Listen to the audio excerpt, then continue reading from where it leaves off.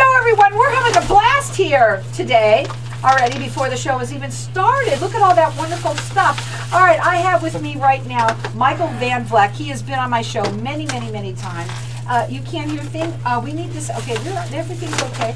So Michael has been on my show many times. Michael, please tell everybody a little bit about yourself and what you do. Oh, sure. We're with Danali Real Estate. We're a local property management and real estate company. We help investors who are looking to get in the market, who either own properties and might need them to be managed. And we also help folks looking to sell or divest in real estate. So we have a specialty in specifically with investment property. Well, one of the things that you love to do is you love to educate the public. You want them to have ammunition to know what they're doing. That's right. I mean, well, that's a big thing of what we do, only because a lot of the clients that come to us, they need that education and they need that information. So we like to say we're arming them with good information to make great decisions, right? So we want to give them that information that they need to make decisions. It doesn't matter whether that decision involves needing us or not. The first is get them the information, let them make the decision. If that includes us, that's great. Okay, and that's what it's all about. You get a lot of phone calls that people call you directly to talk to you about these things because you're experienced in this. I do. That's primarily what the phone calls are. It's getting them the guidance they need. Lots of folks that listen to the show will call in after and ask questions relative to what we're talking about or other things relating to, usually it's investment property, how do they get in, how can they finance certain opportunities, or which a lot of times, which we're going to be talking about today, they've made some mistakes and they're in a position that they need help getting out of. So today we're talking about the common property management mistakes and how to avoid them. That's right. So these are very common mistakes that folks who are doing it themselves, they aren't necessarily using a professional company, they'll get into it and start doing things on their own, and ultimately they run into trouble and they'll call someone like me to get them out of trouble. Okay, so let's start with mistake number one. Well, first, before I say the mistakes, what I want to say is, why do owners make mistakes? They will make mistakes for a couple of different reasons. They always have the best of intentions, right? They're trying to get in and do the best job they can. Usually owners will run into problems for a few simple basic reasons. One, they lack the time, right? Usually they're doing it as a part-time job. It's not something they do full-time. They'll do it after work or on weekends. So that limits their ability to devote 100% of their attention. They lack the experience. Obviously, they're doing it part-time, same thing. They lack the resources. They don't have, a team of people that's helping them with experience. They'll do it because they want to save money. Usually it's cheaper to, on a monthly basis, to do it on your own than pay someone. What we found is, at least in my opinion, we work hard to save owners money in lots of different ways. A great example is we had an owner just hired us a couple weeks ago. They had some issues in one of their rentals. They got a bid that was going to be about $3,000 to get this certain work done. Based on our volume discounts and vendors that we have, we were able to get this fixed for them for $500. Wow, that's a huge difference. Big difference. So having the ability to save them money. So we have already paid for ourselves for a couple of years based on just that one event. So that's, owners get themselves into. Now, we're going to go through some basic kind of mistakes that they make. They're not in any priority order. They're just general. Okay. So mistake number one, advertising and marketing. Most owners, when they're marketing a property, they'll slap it on Craigslist or Zillow and maybe put a sign in the yard, and that's sort of the extent of it, hoping to rent it.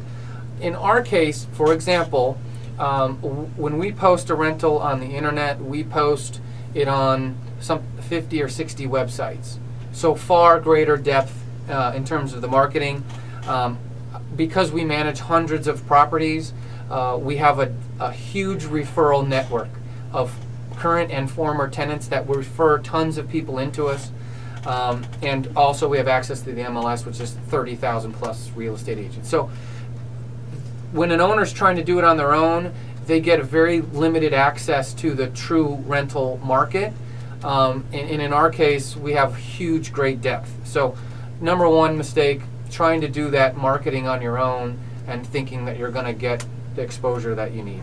Now you do these free consultations with people. The phone number to call them, they're experienced. And how long you been doing this, Michael? Now, a long time. You're rated with the Better Business Bureau. AAA. AAA. A plus, A I should plus say. rated. Yeah. Yeah. And so, you know, these things are important for them to know. This is the thing about Michael. He likes to educate you, and that's what he's all about. So if he wants you to call, he wants you to just ask questions. He's happy to help you. The number to call is 480-626-4062. His website is DanaliArizona.com. Okay, so what about number 2? Number 2, Mistake? huge Number 2. one. This is a really big one, even though it's number 2. Tenant screening. So what do we mean by that? So most owners have no idea what to do. They have no idea what to look for. We've screened thousands of tenants, many thousands of tenants. As it turns out, we also have a proprietary tenant screening model that we use, very unique to our industry. I'm a quantitative math guy. So we incorporate a lot of statistical components into that using real life historical data that helps us analyze past behaviors and experience and translate them into potential future success. So our screening is huge, but most owners, they have no idea what to screen for. They'll pull somebody's credit report and say, oh gee, they have a 500 credit score. That sounds pretty good or not good. They don't know. You know, in our experience, there are other factors and other important things that will determine whether a tenant is good or not. You get that experience by doing this a lot of times, but also analyzing the real life data that you get through that process. Not just the real life data, I mean, when you screen a tenant and you approve them, how well do they succeed throughout their tenancy, and then tracing that back to when they started. I also think that they want their property rented right away, and that's all they're thinking about. So they almost want to take anybody, or they're listening to this person's story, and a lot of people do have stories, and then they feel badly, so their heart comes involved, and eventually they get hurt. Yeah, so that's a most common mistake we deal with is an owner calls us and says, I'm in trouble. I rented to the wrong people. I don't know what to do. And it all goes back to screening. We had one last year that we had to get the tenants out. They owed the owner over $10,000. Wow. So had they screened them properly based on what we knew about them, they would have not passed our screening. But the owner at that time didn't know, and here they are. So that's the most common problem we have to work an owner out of. They put the wrong tenant in, now they owe a bunch of money or did a bunch of damages. A lot of owners, when they call and they say we want to hire you, but our biggest concern is damages to homes. They'll sell us, I had a tenant that was in my house, they did $5,000 in damage. We've never had that. That's terrible. But it all goes back to screening. If you're screening the right things, you can avoid those issues. What about the third one before we go to a break? Or the fourth one? So common mistake number 3, I call it friends and family. Right. Don't rent to your friends, don't rent to your family. Right. Everyone does it. They have it just boggles my mind why they do this. Here's the thing. Your family member, your friend or family member, think of it like this. They're never going to call you and say, hey, gee, you know, the carpet, I know it was a little bit old. I decided to put brand new ceramic tile throughout the house for you. Don't worry about it. I got it. What's going to happen is they're going to say, hey, I can't pay my rent. I need you to cut me some slack. I can maybe pay it next month or, you know, over the next couple of years. Whatever it is, they're always going to be asking you for something. And every time you don't give it to them, you're the bad guy or girl. And you don't want that to happen. Now, this is what I love the way that you come on here and you talk about the different things that you can help people, and you're educating them through this. Now, you can call him directly. He does do free consultations. The number to call is 480-626-4062. It's DanaliArizona.com. A+ rated with the Better Business Bureau. Again, he wants to help you guys out there. Anybody that's interested in possibly, you know, if you want to get involved in this kind of a business, if you want to possibly not do this anymore because you've been burned, you can call him, talk to him. Again, that number is 480-626-4062. It's DanaliArizona.com. We're back. And we were talking with Michael Van Vleck, and he is the owner of Danali Real Estate. He's been on the show many, many times, and he's here to, educate you guys, because that's what it's all about. He wants to hear you, listen to him so that you can hear some of the mistakes that people do make and say, you know what, I got to call this guy because I've done that before. I don't want that to happen to me or whatever, right? For sure, yeah. Okay, so Agreed. where were we? We were on Friends and Family is where we were at. And I want to hear more because that's kind of like, you've got to say, yeah, they're going to be the ones that are going to call and complain about or ask you favors the That's most. right. But what else? Well, so not only there's that issue, but the second component of that is there's actually an IRS limit. So what a lot of folks will do, so if you're thinking about renting to family members, normally a family member will say, well, gee, can you give me a discount on the rent? So let's say the house rents for $1,000 and you decide to rent it to a family member for $500. Or let's say, you want to let your mom or dad or whatever, your daughter or son, rent a house from you for less than market. Well, there's actually specific IRS rules relating to this, that if you are renting the home to a family member below market, then you actually are limited on some of the deductions you can take. So it becomes, a significant issue. Okay. Because what they believe then is you're essentially trying to write off something as a business expense that's actually not. Okay. So if you're charging what would be perceived as a fair market rent and accounting for that properly, then they'll say, okay, then it's totally fine. But if you're basically giving them a discount off of the rent and still trying to use it as a business expense, then there are limitations. All right, so you've got to be careful. Absolutely. So the friends and family component can hurt you in more ways than one. Right, and there's so many people that definitely, they like their family member might say, would you do me a favor, buy a house for me and I'll rent it from you, right? And they think it's a great idea because they're getting that write-off of the house, but there's obviously some rules. So what a lot of times will happen is if we're asked to manage a property for an owner and they have somebody they know in the rental, we have some of those, we become the buffer zone, right? So instead of the owner having to be the bad one or always give bad news, a lot of times I don't let it get to the owner. I just say, look, I'm not going to go to the owner with this because it's not okay, or this is not something that would make sense. So, and then the owner can just say, look, I'm going to give you guys the authority to manage it the right way so that I don't get stuck in the middle. Right. It's so much better to have somebody who knows what they're doing. And when you put yourself in the position of, somebody asking you for favors all the time or whatever it is, you know that you're going to get burned. Everybody does. They always wish they hadn't done it. Always. It always doesn't work out. We've been in just about every possible negative situation there is. The question isn't, an issue isn't whether you are going to get into those, because you will. The probability of the large numbers suggests that is going to happen. The key to our success is finding common sense ways to work through those issues where we improve the owner's bottom line. And so a lot of those things that have happened over time, I can give lots of examples, more than we have time for, but they're going through those situations and trying to find ways to get out of them.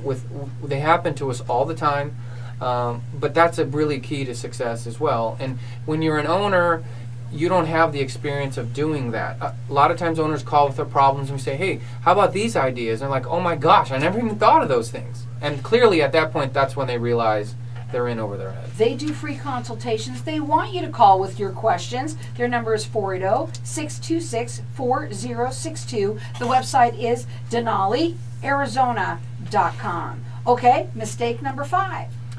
So next mistake, just call it general legal. Legal, this is a big reason why people hire us as a property manager. It's because they don't understand the law. They don't know how to incorporate that or what it means for them and how to use it in their daily management. So there's a few components of the law that you have to understand. You have to understand the Arizona Residential Landlord Tenant Act. You have to understand the Arizona revised statutes as it applies to rental property. You have to understand United States fair housing laws. You have to understand Americans with Disability Act. So there's a lot of different things that are going on that you have to make sure that you're in compliance with, or you could find yourself in some pretty big trouble. Sure. And because it's legal, meaning anytime you get into legal trouble, what do? You have to hire an attorney. And I can tell you the cost of an attorney, as we all know, is more than you would ever care to pay. So if we can keep an owner out of legal trouble by following the law and being well informed in the law, the amount of money that we save them by avoiding these issues is monumental. Right. So I think that anyone tries to do this on their own is almost on the silly side, because there's just too many things that go wrong. things will go wrong. There's no doubt about it. And when you're unarmed and being able to handle those situations, that's when you're going to fall into trouble. And it's going to cost you money. The question just is, how much is it going to cost you? And that's what he's here for, to arm you with the information to make the right decisions. Maybe this is something that you're hearing now. You're going to call him up and get some more information so that you get, do the right thing. You might be doing things wrong and get yourself in trouble on the legal side, and that would not be good. Again, the number to call them is 480-626-4062, Danali, Arizona.com. I don't understand what compromise is as a mistake. Right. So here's the mistake that I think usually gets overlooked, is that an owner is often too willing to compromise with a tenant in a negative situation. So, like, for example, the owner that I mentioned, the tenant owed $10,000. The owner was continuously trying to compromise with the tenant and say, okay, they'll say, well, we can't pay now, we can pay next month, will you just give us a little bit more time? And the owner, in trying to compromise with them or work out a solution, will agree. So more times than not, an owner doing it on their own is more willing to give in to the tenant for lots of reasons. One, they're not armed, right? They're not armed with the information they need to feel comfortable moving forward. Whether it be they don't know how to evict a tenant, they don't know what proper paperwork they should take if the tenant's making partial payments, all those things. Some of them are, like we had alluded to, the owner doesn't have time to deal with it. They're busy doing other things. So like, okay, fine, just get it done, work it out, whatever it is, let's move forward. So the need to compromise happens a lot. We compromise with tenants a lot, but we do it within good legal framework and knowing what good property management is and where the owner should bend and not. So far too often, owners compromise in many areas where they never should. Right. And they find themselves $10,000 behind or massive damage done to the property. We just had a tenant a week ago where the owner allowed them to move in without screening them, and they didn't pay, ever. So they had a squatter in there for 4 months with no money. Right. And you say, why would somebody do that? No. Why would somebody do that, I Michael? don't know. I don't know. No. Well, you know Makes what, no though, sense. here's another thing, too. There's also a lot of people who own property here that go out of state, right? They go back, they're leaving the state a lot, and they're trying to do that on their own. That's an impossibility. Exactly. So we do have, in fact, the one with a squatter in it was an owner that lived out of state that would come here once a month and couldn't do anything. Like they weren't necessarily So you here. see? Wow. And So you're right on the money, Carol. I As am. always. As always. Now, let me ask you what the next one is. So next mistake is, I call it's an accounting mistake. It's business versus personal. So this goes back to more of an IRS thing. What a lot of owners will do is they'll take their rental property, they collect the rent, they put it in their checking account, and just roll through it. But what happens is that they're not treating the rental property as a business. Mm-hmm. So which means, one, they don't have perhaps a separate checking account for the property set up. So they're not accounting for those expenses. If they ever get audited, the IRS has no idea what's a personal expense, what's a business expense. A lot of owners don't have liability protection, whether it's putting their money or putting their property in an LLC or having perhaps an umbrella insurance policy in place, or whatever it may be that's right for them. They haven't done those things, and so essentially they are in a position where if they ever were sued, they don't have any protection. Somebody's suing them for something happened on the property, you want them to just be able to deal with just the property, not all of your other assets that you have. We find a lot of owners are not set up properly for that. They're treating it as if it's just a personal expense. Goes into their personal checking, they pay their mortgage out of it. All that does is commingle all the money together, opens you up to all kinds of problems. So When you're working with people, we have less than a minute. I just want to ask you, do you work with, who's your typical client? typical client is somebody who owns 1 or 2 properties, right? One property they may have lived in and then moved out of, decided to keep it as a rental, or somebody who bought one investment property. Most of the owners we have only have one, maybe two properties. Right, but it's still nice to have someone like you taking care of it. What's vendor selection, real quickly? Sure, vendor selection is what I'd mentioned kind of before, where they don't know how to select the right vendors and they don't get economies of scale.